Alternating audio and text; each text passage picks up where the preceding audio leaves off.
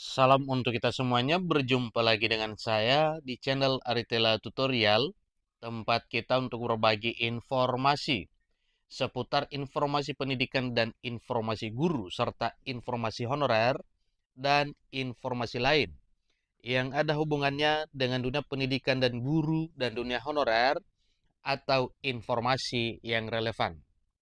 Pada pertemuan ini saya menyapa seluruh Bapak Ibu honorer setanah air yang selalu setia melaksanakan tugas tanpa mengenal lelah dalam melaksanakan kegiatan pelayanan publik di instansi pemerintah pusat, demikian dengan instansi pemerintah daerah. Saya yakin bahwa seluruh Bapak Ibu honorer selalu semangat dan selalu dalam keadaan sehat walafiat.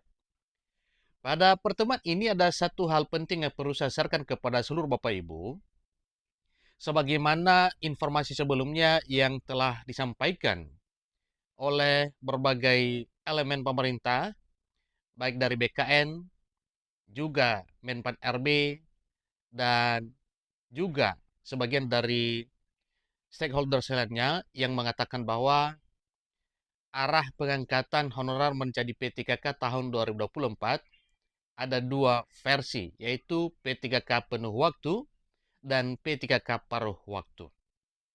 Nah, informasi terkini sebagaimana dimuat oleh media nasional jpnn.com dengan judul RPP Manajemen ASN tidak mengatur skema P3K paruh waktu. Ini penjelasan BKN. Nah, supaya lebih jelas Bapak Ibu, mari kita simak informasi berikut sampai selesai. Bagi Bapak Ibu yang sedang menonton, demikian dengan Bapak Ibu yang mungkin baru menemukan informasi melalui channel ini, jangan lupa support terus channel ini dengan cara like dan subscribe, share, dan komen. Serta nyalakan tombol notifikasinya supaya semua informasi yang disalurkan melalui channel ini selalu update di layar Bapak Ibu. Langsung saja pada informasinya. jpner.com Jakarta, Rancangan Peraturan Pemerintah atau RPP tentang Manajemen Aparatur Sipil Negara atau ASN sudah masuk tahap uji publik. Namun, kabar berhembus bahwa skema P3K paruh waktu dan penuh waktu tidak diatur dalam RPP turunan Undang-Undang Nomor 20 Tahun 2023 tentang Aparatur Sipil Negara. Sumber resmi jpn.com mengungkapkan sistem P3K paruh waktu dan penuh waktu masih jadi perdebatan di internal pemerintah.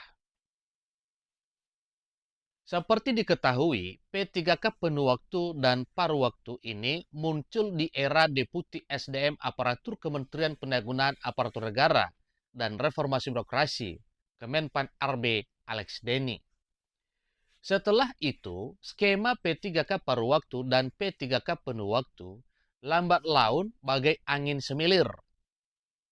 Merespons hal tersebut, Pelaksana Tugas atau PLT Karohumas Badan Kepegawaian Negara BKN, Vino Ditatama, menyampaikan sampai saat ini RPP Manajemen ASN masih dalam tahap pembahasan dan uji publik di mana leading sektornya yaitu Kementerian Pendayagunaan Aparatur Negara dan Reformasi Birokrasi atau Kemenpan RB.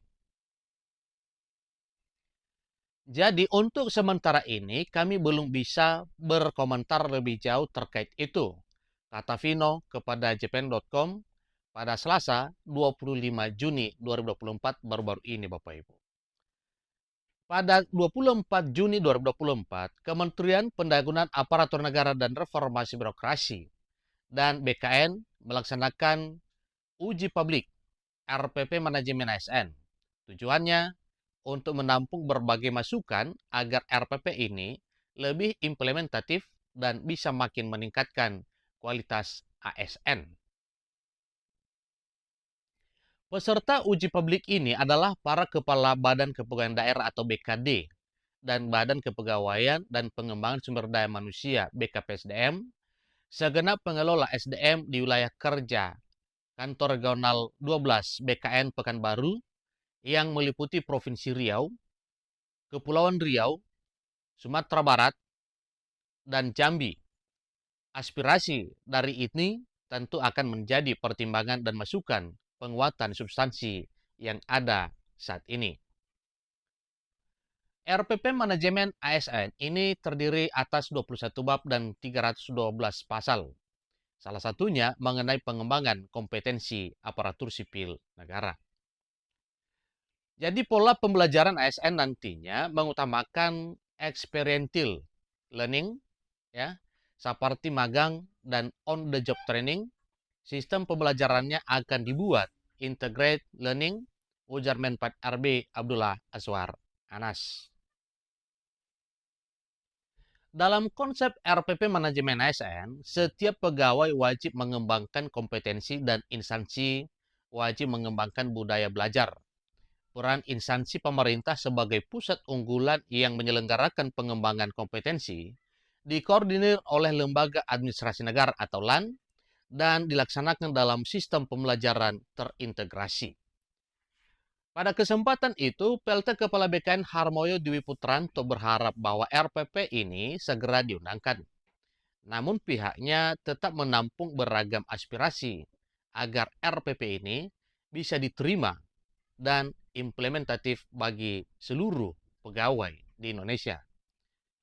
Sementara itu, PLT Deputi Bidang SDM Aparatur Kementerian 4 RB Abdul Hakim menegaskan bahwa RPP Manajemen ASN ini disusun dengan meritokrasi yang ketat, namun aturan-aturan yang tertuang disusun dengan fleksibel agar bisa mengikuti perkembangan yang ada. Misalnya, terkait pengembangan kompetensi ASN, aturan akan dibuat lebih fleksibel dan adaptif. Hakim berharap regulasi yang fleksibel dan adaptif ini mampu membawa talenta-talenta baru untuk bisa menjadi pemimpin birokrasi. Salah satu contoh pengembangan kompetensi adalah belajar secara langsung pada instansi yang telah berhasil. Lebih pada pembelajaran berbasis pengalaman. Misalnya kepada instansi yang sudah berhasil, pelajari bisnis prosesnya, nilainya, dan adopsi sistem kerjanya. Kami harapkan pembelajaran berbasis lingkungan sosial, ucap Hakim. Perlu diingat, ruang lingkup manajemen ASN yang diatur dalam RPP ini terdiri atas perencanaan kebutuhan, pengadaan penguatan budaya kerja dan citra institusi, pengelolaan kinerja, pengembangan talenta dan karir, pengembangan kompetensi, pemberhentian, serta penegakan disiplin.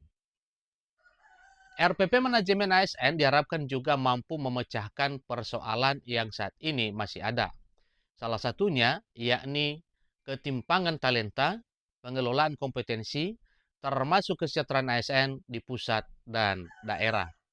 Itulah informasi terkini Bapak Ibu terkait dengan RPP Manajemen ASN yang ada hubungannya dengan pengangkatan honorer, di mana topik pembicaraan yaitu bahwa dalam RPP Manajemen ASN belum diatur skema tentang pengangkatan P3K penuh waktu dan paruh waktu. Semoga uji publik yang telah dan sedang dilaksanakan bisa menjawab semua apa yang diprogramkan oleh pemerintah dan tercapai keadilan bagi seluruh honorer. Demikian informasinya.